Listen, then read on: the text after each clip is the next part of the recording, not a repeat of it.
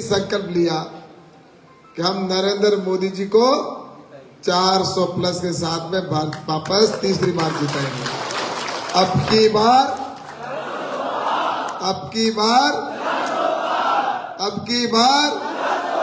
400 पार के लिए जिस तरह से आपने देखा होगा कि पिछले 10 साल के अंदर जो परिवर्तन हुआ है, उससे पहले जिस तरह से सामने कार्यकर्ता होता था, संगठन का कार्यकर्ता, वो गांव में जाता था तो उसमें उनको किस नजर से देखा जाता था। पहले कार्यकर्ताओं का सम्मान भी दूसरे लोग जिस तरह से करते या न करते हम सब जानते हैं। हमारे यहाँ पर तो ऐसी स्थिति थी कि बूथ पर बैठने वाला एजेंट भी नहीं होता था, और एजेंट होता तो उसके साथ में दुर्व्यवहार करते थे, अत्याचार करते थे, मारपीट करते थे। ये सारा झेला है। ये 9-10 साल पहले की बातें हैं, लेकिन 10 साल में कार्यकर्ता इतना सशक्त हो गया है, कार्यकर्ता का इतना मनोबल बढ़ गया है कि आज जो पहले कार्यकर्ता कहता था कि नॉमिनेशन भरने के लिए जाना है बाड़मेर, तो अगर पूछते थे कितने लोगों को लेके आएंगे तो कहते थे कि 400-500 लोगों को लेकर हम पहुंच जाएंगे। आज वही कार्यकर्ता खड़ा होकर कहता है, अगर 500 कहने वाला आज कहता है कि मैं 5000 लेके आऊंगा, जो 1000 कहने वाला है वो आज 10,000 की बात करने लग गया। ये सभी जो आज हमारा कॉन्फिडेंस है ना, ये कॉन्फिडेंस ऐसे ही नहीं आया है। नरेंद्र मोदी जी ने जो काम किए हैं देश की जनता के लिए, चाहे वो गरीब कल्याण के काम हो, चाहे किसानों के लिए हो, चाहे युवाओं के लिए हो, चाहे महिलाओं के लिए हो, ये जितने काम हुए हैं ना, उन कामों की वजह से आज जनता नरेंद्र मोदी जी के साथ खड़ी है। इसलिए कार्यकर्ताओं को भरोसा है कि विश्वास है कि हम जिस किसी को भी जाके कहेंगे तो वो निश्चित रूप से हमारे साथ वहां पर नॉमिनेशन में चलेगा। ये आपको भरोसा है। और ये भरोसा किसने दिलाया? ये भरोसा हिंदुस्तान की जनता के लिए, जिस तरह से मोदी जी के लिए लोग बोलते हैं। आज बुजुर्ग व्यक्ति है वो भी कहता है मोदी जी, छोटा बच्चा भी होता है वो भी बोलता है मोदी जी, कोई महिला होती है वो भी बोलती है मोदी जी, युवा बोलता है मोदी जी, गरीब बोलता है मोदी जी, तो किसान बोलता है मोदी जी, तो मजदूर बोलता है मोदी जी, आता हुआ भी बोलता है मोदी जी, सामने से जाता हुआ भी कहता है मोदी जी, हम सड़क के ऊपर जाते हैं दुकानदार भी कहते हैं मोदी जी, घर घर में मोदी है। ये मोदी जी ने 10 साल के अंदर जनता के दिलों में जो जगह की है, तो ये मोदी जी ने जो जनता के लिए काम किए, गरीबों के लिए, देश के इंफ्रास्ट्रक्चर के लिए, वो सारे काम हुए। इसलिए हमें तो जनता तैयार बैठी है, और जनता से जाकर हमें सिर्फ निवेदन करना है कि मोदी जी के वहां पर नॉमिनेशन है। ये मेरा नॉमिनेशन नहीं है, मोदी जी के 400 प्लस का नॉमिनेशन है। वहां पर फॉर्म जब भरा जाएगा और 400 प्लस के साथ हम जाएंगे उस दिन, हम सब जिस दिन नॉमिनेशन हो या फिर 26 तारीख को जिस दिन वोटिंग हो, उस दिन भी इसी प्रकार का जिस तरह से माहौल है कि जिस तरह से पिछली बार से भी हमें ज्यादा अच्छे से हमें आना है। पिछली बार तो आपको पता है कि मैं आपके बीच में पहली बार तो टिकट लेट मिला, और फिर उसके बाद में आपसे मिल भी नहीं पाया, लेकिन कार्यकर्ता पूरे मन से लगे हुए थे और सभी जगह एक ही चर्चा थी कि मोदी जी को जिताना है। और 3.25 लाख वोट से हम जीत कर आए, और 3.25 से जीतने के बाद मैंने भी जितना संभव हुआ कि मेरे क्षेत्र की जनता ने मुझे आशीर्वाद दिया है, तो मैं उनके विश्वास के ऊपर खरा उतरूं। मैंने पूरे प्रयास किए, चाहे उसके अंदर विकास की बात हो या केंद्र सरकार के जो प्रोजेक्ट आने की बात हो, चाहे हाईवे हो, चाहे वहां पर आपके दूसरे बाजरा अनुसंधान केंद्र हो, या रेलों का आने जाने की व्यवस्था हो, इलेक्ट्रिफिकेशन का काम हो, या प्रकार के जिस तरह से काम जितने होने चाहिए वो काम करने की बात मैंने की। और उसके बाद में काम होने के बाद में भी परिस्थिति है कि सेंट्रल के काम तो होते थे, लेकिन राजस्थान के अंदर सरकार हमारी नहीं होने की वजह से यहाँ पर कई ऐसे काम जो हम करवाना चाहते वो हो नहीं पा रहे थे। और ऐसी सरकार थी जो निकम्मी, बहरी, भ्रष्ट, जिसके एक ही काम था कि वहां पर भाजपा के कार्यकर्ताओं को प्रताड़ित करना, भेदभाव करना और काम जनता के नहीं करना। इस प्रकार की सरकार यहां पर रही, जिसके सामने हम भी कहते थे कि यह काम होना चाहिए जनहित में, लेकिन उनकी मानसिकता सिर्फ एक ही थी कि भ्रष्टाचार करो। सब लगे हुए थे ऊपर से नीचे तक अधिकारियों से, बस एक ही चर्चा की बस पैसे कैसे ज्यादा कमाए। इसलिए जो विकास के काम होने चाहिए थे वो नहीं हो पाए। लेकिन अब मैं आपसे कहना चाहता हूं कि डबल इंजन की सरकार बनी और डबल इंजन की सरकार जिसमें हमारे भाई आदरणीय आदूराम जी विधायक आप सबके आशीर्वाद से बने। अब हम दोनों मिलकर काम करेंगे, आपको विश्वास दिलाना चाहता हूं। हम दोनों ताकत एक साथ लगाएंगे ताकि हमारा ये जो पाकिस्तान का बॉर्डर का क्षेत्र है ये ज्यादा से ज्यादा डेवलपमेंट कैसे हो, उसके अंदर ज्यादा से ज्यादा सुविधाएं कैसे हो। और प्रधानमंत्री जी के अंतिम कॉन्स्टिट्यूंसी, अंतिम गांव जो देश का है उसको पहला मान रखा उन्होंने कहा कि मेरा देश का पहला गांव बॉर्डर का गांव है, पहली लोक विधानसभा है वो मेरे देश की, मेरे लिए पहली विधानसभा है, पहली लोकसभा उनके लिए जो बॉर्डर की है वो उनके लिए पहली लोकसभा है, ये प्रधानमंत्री ने कहा है। इसलिए आने वाले समय के अंदर निश्चित रूप से मैं आप सबसे कहना चाहता हूं कि आपके कामों के अंदर निश्चित रूप से काम होंगे।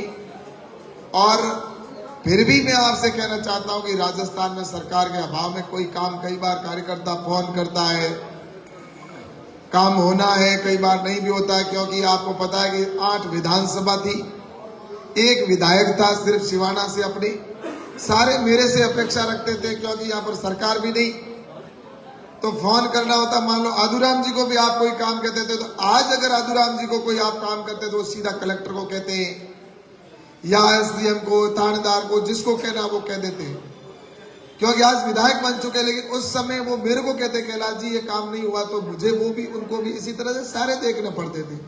उनमें से कई होते कई नहीं होते, कई बार ऐसी स्थिति बनती। तो मैं आप सभी कार्यकर्ताओं से कहना चाहता हूं कि अगर कोई किसी भी कारणवश से कोई काम नहीं हुआ हो तो मैं तो आपसे यही कहना चाहता हूं कि मेरी वजह से अगर आपके कोई तकलीफ हुई है तो उसकी हमारे प्रधानमंत्री नरेंद्र मोदी जी को सजा न देके और उनको हमें जिताना है, ये मैं आप सबसे निवेदन करना चाहता हूं। नरेंद्र मोदी जी को हमें प्रधानमंत्री पुनः बनाना है। हमारे कार्यकर्ताओं की वजह से आपस में मनमुटाव हो सकता है, किसी पंचायत में 1-2 विषयों को लेकर आपस में मनमुटाव हो सकता है, कई बार एक ही पंचायत में 2 धड़े बन सकते हैं। उन धड़ों की वजह से आपस के मनमुटाव को छोड़कर हमें एक ही लक्ष्य लेके जाना है कि हमारे प्रधानमंत्री नरेंद्र मोदी जी को हमें प्रधानमंत्री तीसरी बार बनाना और 400 प्लस सीटें, जिसमें बाड़मेर जैसलमेर का भी वो 400 प्लस की माला बने, तो उसके अंदर हमारा भी एक मणका जरूर हो। ये आप सबके ऊपर है और ये आप कर सकते हैं, मुझे कोई असंभव नहीं है। यहाँ पर कार्यकर्ताओं के दम पर पूरा भरोसा है। और सभी से मैं कहना चाहता हूं कि मैं भी एक कार्यकर्ता ही हूं, आप भी कार्यकर्ता हैं, हम भी कार्यकर्ता हैं। भारतीय जनता पार्टी के अंदर मैं आपसे कहना चाहता हूं, जो आपने सीखा है वो मैंने सीखा है। आपके दिल में भी देशभक्ति है, मेरे दिल में भी देशभक्ति है। आपके दिल में भी सेवा है, मेरे दिल में भी सेवा है। आपके दिल में समर्पण है, मेरे दिल में भी समर्पण है, क्योंकि हम एक ही जगह से निकले हुए, सभी एक ही परिवार के निकले हुए सदस्य कार्यकर्ता हैं। और इसका उदाहरण बताना चाहता हूं कि कोरोना के समय में कांग्रेस के लोग घरों में घुसे हुए थे, जिस तरह से बिलों में घुस जाते वैसे घुस गए थे। राजस्थान का मुख्यमंत्री अशोक गहलोत भी 2 साल घर से बाहर नहीं निकला जब तक कोरोना था। ये आप और हम अच्छे से जानते हैं। उनको कोई कहता भी था कि आप बाहर आइए, आप वहां पर सेवा का काम जाना, तो वो कहते थे कि हमारे लिए हमारी जान प्यारी है। लेकिन भारतीय जनता पार्टी का कार्यकर्ता उस समय जो जरूरतमंद व्यक्ति था उसके साथ खड़ा था, उनके साथ जाकर अगर सेवा करनी पड़ी तो सेवा भी की, उसको अगर हॉस्पिटल ले जाना पड़ा तो खुद की जान को जोखिम में डालकर हॉस्पिटल भी लेके गया। जहां भोजन की व्यवस्था करनी थी भोजन की व्यवस्था की। इसी प्रकार से मैं भी, आपको पता है कि कोई भी अगर आया, रात को 2 बजे फोन किया, 4 बजे फोन किया, मेरे स्टाफ को मैंने कह रखा था 2 साल कंटिन्यू हम रात दिन ऑफिस को चलाया, रात दिन ये कि कोई फोन मिस नहीं होना चाहिए। हॉस्पिटल के अंदर हर व्यक्ति को जब तक उसका पूरा इलाज नहीं हो जाए पूरी मॉनिटरिंग रखने के लिए मैं खुद भी करता था, मेरा स्टाफ भी लगाता था। कईयों को एम्स में हॉस्पिटल करवाया भर्ती, तो किसी को दूसरे हॉस्पिटलों के अंदर भर्ती कराना, डॉक्टर से बात करना। आप में से कई लोगों ने फोन किए और उनके काम को करने का काम था कि कोई भी व्यक्ति को उसकी जान का नुकसान ना हो। और दूसरी वेव तो इतनी खतरनाक थी, दूसरी बार जब कोरोना आया, लोगों की हमारे सामने जाने जा रही थी। और उस समय आपको पता है कि कांग्रेस के लोग तो उस समय भी बाहर नहीं आए, लेकिन भारतीय जनता पार्टी के कार्यकर्ता और आपका ये छोटा भाई उस समय अपनी जान को भी जोखिम में डालकर हॉस्पिटलों के अंदर सेवा कर रहा था, हॉस्पिटलों में पेशेंटों के साथ खड़ा था। मुझे कई लोगों ने कहा कि ये क्या आप कैलाश जी मूर्खता कर रहे हो, भारत सरकार के मंत्री हो, आपको कुछ हो गया तो। मैंने कहा मैं भारतीय जनता पार्टी का पहले कार्यकर्ता हूं, इस देश का नागरिक मैं पहले हूं और उसके बाद में मैं दूसरा हूं। इसलिए मैंने कहा मेरी एक व्यक्ति की जान जाती है और उससे अगर 1000 लोगों की जान बचती है तो मेरे लिए पहले वो है।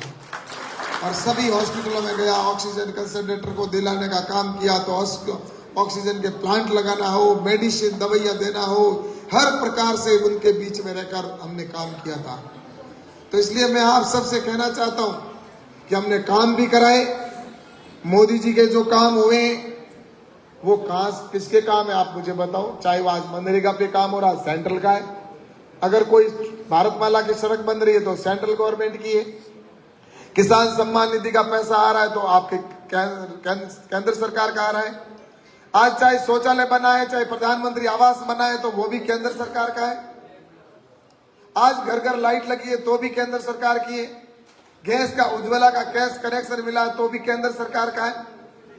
आप मुझे एक बात बताओ, अगर पार्षद होता है और पार्षद काम करवाता है, अगर चेयरमैन काम नगर पालिका में हो जाता है तो कहता है चेयरमैन के पार्षद ने बहुत अच्छा काम कराया, भाई इस वार्ड का पार्षद अच्छा है, ये कहते हैं कि नहीं कहते। और इसी प्रकार से अगर पंचायत समिति के अंदर सदस्य अच्छा काम करता है, प्रधान काम करता है, लेकिन उसका क्रेडिट कौन ले जाता है कि पंचायत समिति सदस्य मेहनती है, जिला परिषद सदस्य मेहनती है। इसी प्रकार से एमएलए अच्छा काम अगर विधानसभा में करता है तो मुख्यमंत्री जी काम तो सभी के लिए करते हैं वहां पर मुख्यमंत्री, लेकिन उसका क्रेडिट सभी एमएलए को देते हैं कि एमएलए साहब ने विधानसभा में बहुत अच्छा काम कराया। लेकिन मैंने 5 साल में मेरे प्रधानमंत्री नरेंद्र मोदी जी ने सेंट्रल गवर्नमेंट के काम कराए, वो मेरे खाते में क्यों नहीं आए भाई, आप ये मुझे बताओ। आने चाहिए कि नहीं आने चाहिए? अगर वो आते तो ये भी आने चाहिए ना। हम वहां जाकर कहते हैं तभी तो होता है।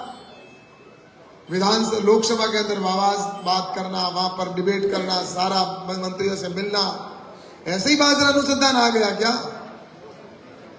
वो तो चलो मेरे मंत्रालय का था इसलिए मैं नहीं देना था, हमने कर दिया प्रधानमंत्री जी राय लेके। मैं एक उदाहरण दे रहा हूं, मैं तो एक उदाहरण देना चाहता हूं। जितने काम हुए हैं आज हमारे भारतमाला की सड़कें हो, ये बाड़मेर का रोड बना हो इतना शानदार, ये इसके लिए लड़ना पड़ता है, कहना पड़ता है, निवेदन करना पड़ता है, तब जाके मिलती है कोई चीज। तो इसलिए मैं आप सभी कार्यकर्ताओं से कहना चाहता हूं कि ये बातें मैं इसलिए नहीं कह रहा हूं, ये जो लोग वो कहते हैं ना कि कैलाश जी ने क्या किया, उनको जवाब देने के लिए आपके पास में मैं पॉइंट कह रहा हूं कि आपको कहने के लिए अथाह सामग्री है जो आप कह सकते हो जनता को। जिस हाईवे के ऊपर खड़े होकर वो भाषण ठोकते हैं, शानदार एक्सप्रेसवे बना हुआ है, उसके ऊपर खड़े होकर भाषण देते हैं कि साहब कैलाश जी ने क्या करवाया। अरे नीचे देख ले थोड़ा, जिस हाईवे पे खड़ा वो किसने बनाया तुम्हें पता है? इस तरह से। इसलिए मैं आप सबसे निवेदन करना चाहता हूं कि काम की कोई, हमारे जितने काम हुए हैं ये काम भी मैं तो कहता हूं अभी तो रांग भरी है मोदी जी ने। मकान बनाते हैं ना, उसके रांग भरने का काम हुआ है। असली मीनार तो अगली बार खड़ी होगी जब हमारे 5 साल अगला कार्यकाल होगा। इसलिए मैं आप सबसे कहना चाहता हूं कि अगले 5 साल में मैं आप सभी कार्यकर्ताओं से निवेदन करना चाहता हूं कि आपका ये भाई आपको कभी निराश नहीं होने देगा। हमारे कार्यकर्ताओं को हमेशा प्राथमिकता में रखकर हम दोनों भाई मिलकर काम करेंगे। बस आप सबके आशीर्वाद की जरूरत है। आप सभी कार्यकर्ता नरेंद्र मोदी बनकर अपने फील्ड के अंदर वहां पर जाएं। नरेंद्र मोदी जी बनकर काम करना है इस बार आप सभी को। इसलिए आप सबसे कहना चाहता हूं कि इसकी जिस तरह से बात रखी अभी कि हवा माहौल, ये बिल्कुल सही बात है। पहले दिन ही माहौल ऐसा बन जाए कि सामने वालों के हौसले पस्त हो जाए, और उसके लिए बार बार आपको नहीं आना, परेशान किया जाएगा। आपको अधिकतम इस बार आपको एक तो जिस दिन फॉर्म भरे उस दिन ज्यादा से ज्यादा संख्या में आप लेके आए, और उसके बाद में हो सकता है आपके विधानसभा में एक बड़ी सभा और हो जाए। तो इसलिए आपसे ज्यादा परेशान ना होना पड़े, इसलिए आपसे निवेदन करना चाहता हूं कि आप अधिक से अधिक संख्या में वहां पर हमारे मुख्यमंत्री जी भी आएंगे और भी बड़े बड़े नेता आएंगे, उनका हमें मार्गदर्शन मिलेगा। तो मैं आप सभी से यही निवेदन करता हूं कि आप सभी उस दिन सभा में भी आए और आप सभी का मिलकर मुझे आशीर्वाद दिलाएं, ताकि हम सब मिलकर इस देश को विकसित भारत बना सकें। ऐसी बात करते हुए मैं आप सबके चरणों में, कार्यकर्ताओं के दम पर ही हम आगे बढ़ सकते हैं। तो मैं आप सभी के चरणों में नमन करता हूं और आप सभी से आशीर्वाद मांगते हुए अपनी बात को समाप्त करता हूं। बहुत बहुत धन्यवाद। जय हिंद, जय भारत। आज जो कार्यक्रम आयोजित किया गया देशभक्ति का जो कार्यक्रम आयोजित किया, इसके लिए मैं आप सबको बहुत बहुत धन्यवाद देता हूं, बधाई देता हूं। और इसलिए आप सभी अभी अपन उस कार्यक्रम में भी चलेंगे, वहां कार्यक्रम चलेंगे ना अभी।